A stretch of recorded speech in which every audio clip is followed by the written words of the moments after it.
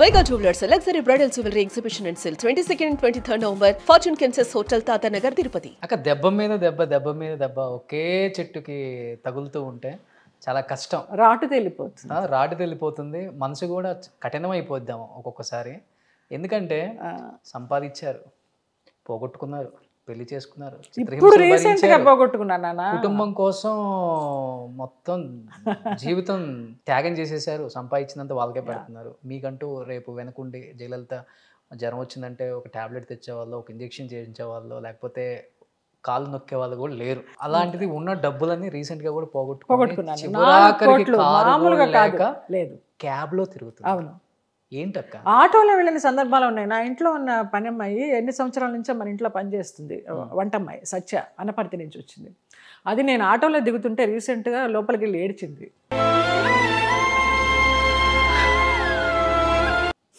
అప్పుడు నేను ఒక సినిమా రుద్రం కోటాన్ని చేశాను.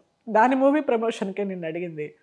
ఎందుకంటే ఆ పిల్లలు పాపం సీరియల్ పిల్లలు ఏదో కష్టపడి చేసుకుంటున్నారు, నా పేరు పెట్టుకున్నారు జయలలిత ప్రజెంట్స్ అని. సో ఏదో చేయాలి 40 years ఇండస్ట్రీలో ఉన్నాం కదా, ఏదైనా ఫేస్ వాల్యూ ఉంటుంది, పెద్దవాళ్ళ దగ్గరికి వెళ్తే ఏమైనా హెల్ప్ చేస్తారనుకుంటే ఒక్కరు కూడా సంధి పెట్టలే. చాలామంది ఆఫీసులకు కూడా వెళ్ళాను నేరుగా ఈ పిల్లల కోసమని.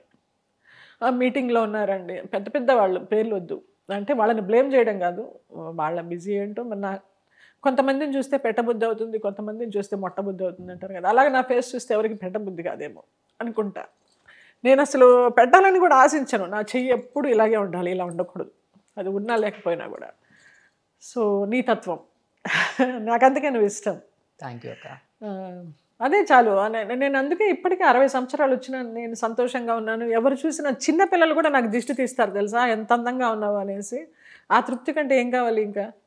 చిన్న పిల్లలు నాకు సినిమాల్లో మనవరాలు మనవడిగా చేసే వాళ్ళందరూ. మొన్న రీసెంట్గా ఒక సినిమా, ఆలీ తమ్ముడు ఖయూమ్ మెయిన్ లీడ్ చేస్తున్నాడు, సక్సెస్ అని ఒక మూవీ. ఆ మూవీలో మనవరాలు ఎంత అందంగా ఉంటుందో, అది ఎంత క్యూట్గా ఉంటుందో, అది నాకు దిష్టి తీస్తుంది, ఎంత బాగున్నావు నానమ్మ అనేసి. భలే మంచిగా అనిపిస్తుంది. అందరూ కూడా దేవతలాగా ఉన్నావు, ఒక అమ్మవారు వచ్చినట్టుందని మనస్ఫూర్తిగానే అంటారని నేను అనుకుంటున్నాను. పాజిటివ్గానే అనిపిస్తుంది నాకు. మీరు ఏడుస్తుంటే ఎవరు చూడలే. అది ఏమో వచ్చేసింది, చాలా కంట్రోల్ చేసుకున్నాను కానీ అక్క అడగకూడదు. థ్యాంక్ యూ నాన్న, గాడ్ బ్లెస్ యూ. అప్పుడు ఈ పిల్లలు అప్పుల్లో ఉన్నారు, వీళ్ళు కూడా. ఈ అనిల్ అనేవాడు అప్పుల్లో ఉండి నాకు ఒక కారు కొనిపెట్టాడు. కింద ఉంటుంది ఆ కారు. నా పుట్టినరోజు July 5th నాడు నేను షిరిడి వెళ్ళా, 60th బర్త్డే కదా, బాబా దగ్గర ఉండాలనేసి వెళితే వచ్చాక వాడు సర్ప్రైజ్ ఇచ్చాడు. ఆ కారు, ఇప్పుడు కారు ఉంది ఉన్నా కూడా నాకేం సంతోషం లేదు. పాపం వాడే అప్పుల్లో ఉండి వాడు కింద మీద పడి నాకు కారు ఇవ్వడం ఏంటి. వాడు ఒక గొప్ప స్టేజ్లో ఉంటే నేను ఆనందంగా తీసుకునేదాన్ని. ఆ కారు ఉన్నా కూడా నాకు ఆనందం లేదు, ఆ తృప్తి కూడా లేదు నాకు. వెళ్తున్నాను వస్తున్నాను తప్పించి ఇంకా షూటింగ్స్ కూడా ఏమీ వాడటలేదు. ఈ లోకల్లో ఏదన్నా ఫంక్షన్ అంటే అలా అంటే వెళ్తాను. మొన్న చెన్నై వెళ్ళాను ఇళయరాజా గారిని కలవడానికి, ఆ కార్లోనే వెళ్ళాము, వాళ్ళే తీసుకెళ్లారు, మూవీ పని కదా అనేసి.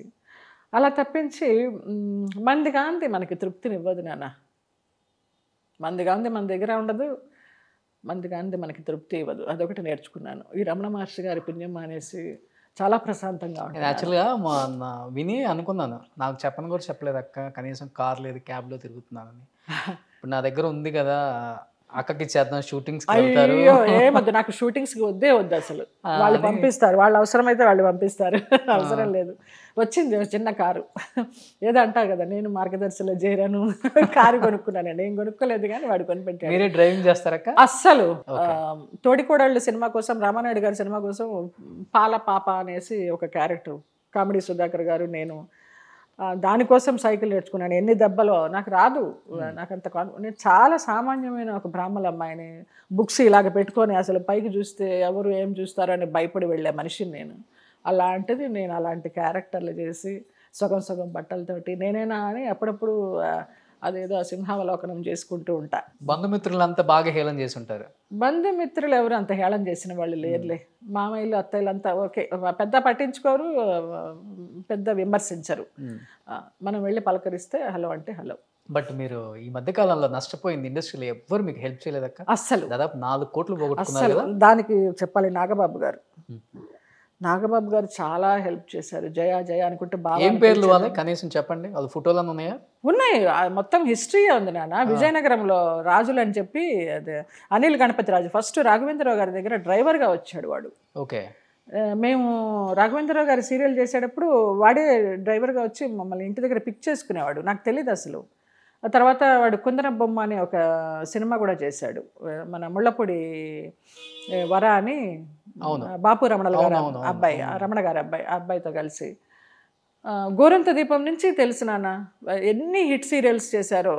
తర్వాత ఈ కుందన బొమ్మ లాస్ వల్ల దాన్ని పొడవడానికి నా దగ్గర ఈ జిఎస్టీలకి వాటికి డిమానిటేషన్ వచ్చినప్పుడు తీసుకుంటూ చూశారు. నా దగ్గర మంచిగా ఉండేది, అడగడమే తరువాయి టచ్అప్ బ్యాగ్లో కట్టలు కట్టలు పెట్టుకుని వెళ్ళేదాన్ని.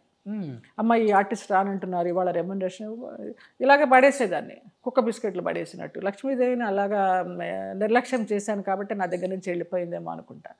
నా ముందరంతా నా కాళ్ళ దగ్గర కూర్చొని ఆ వెనకాల ఆర్టిస్టులు అనేవారంట, దీనికి బలుపు డబ్బులు బాగున్నాయని ఇసిరేస్తుంది, తీసుకోండి అనేవారంట. ఎంత అన్యాయం చెప్పు.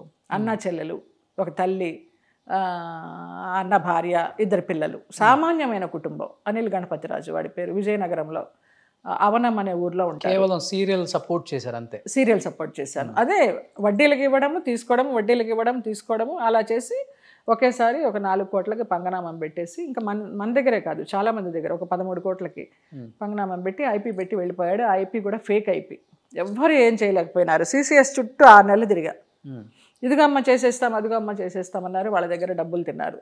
నేను వాళ్ళని డైరెక్ట్గా అడిగాను, ఏమంటే డబ్బులు కావాలంటే నేనే ఏదో ఒక పని చేసి మీకు డబ్బులు తెచ్చి ఇచ్చేదాన్ని, నాకు న్యాయం చేసిన బట్టి అయ్యేది కదా, ఎందుకంటే అలాగ వాళ్ళ దగ్గర డబ్బులు తీసుకో చీచిచ్చి, మేము చాలా మంచి ఆఫీసర్స్ అమ్మ, మేము అలాగ డబ్బులు తీసుకోము అన్నారు. వాడు దొంగండి, దొంగ పనులు చేస్తూ బతికిన వాడంటే, మీకు కూడా చేతనైతే ఆ పని చేయండి అమ్మా అన్నాడు ఒక ఆఫీసర్. అలా చేసి మీరు ఎవరి దగ్గరైనా కొట్టేయండి అన్నాడు. ఆ సిసిఎస్ లోపలికి అడుగుపెట్టడం కూడా మానేశాను. అలాగే వాళ్ళ దగ్గర వీళ్ళు పోలీసులు వెళ్ళి మేము పట్టుకుంటామని పట్టుకొని వాళ్ళ దగ్గర డబ్బులు తిని వదిలేసిన సందర్భాలు చాలా ఉన్నాయి. వాడు ఎందుకు లెక్క చేస్తాడు. మొన్న మధ్య కూడా రాయదుర్గం పోలీస్ స్టేషన్లో పెట్టారు, 2 రోజులు పెట్టారు. 3వ రోజు చెల్లెలు వచ్చింది, ఒక 5 లక్షలు ఎంతో ఇచ్చింది, తీసుకెళ్ళిపోయింది. మరి డబ్బులు లేనప్పుడు వాడు ఫేక్ ఐపీ పెట్టేసి వాడు రియల్ ఎస్టేట్ పేరుతోటి, బినామీల పేరుతోటి అన్నీ చేసుకుంటున్నాడు. వాడు శుభ్రంగా ఉన్నాడు.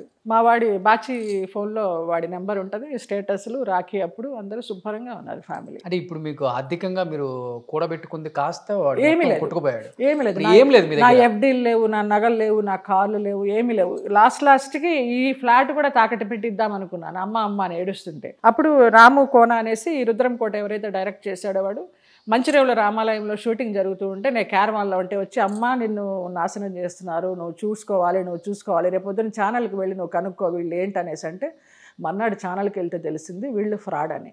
నేనేం చేయలేకపోయినాను. అప్పుడు అనుకున్నాను, ఈ ఫ్లాట్ నిలిపింది ఆ రాముడి పేరుతో వచ్చి మంచిర్యాల రామాలయంలో చెప్పాడు, లేకపోతే ఈ నిలవ నీడ కూడా ఉండేది కాదు, రోడ్డు మీద ఉండేదాన్ని లిటరల్గా. సుమన్ టీవీలో మీ పర్సనల్ అండ్ బిజినెస్ ప్రమోషన్స్ కోసం కింది నెంబర్కి కాంటాక్ట్ చేయండి.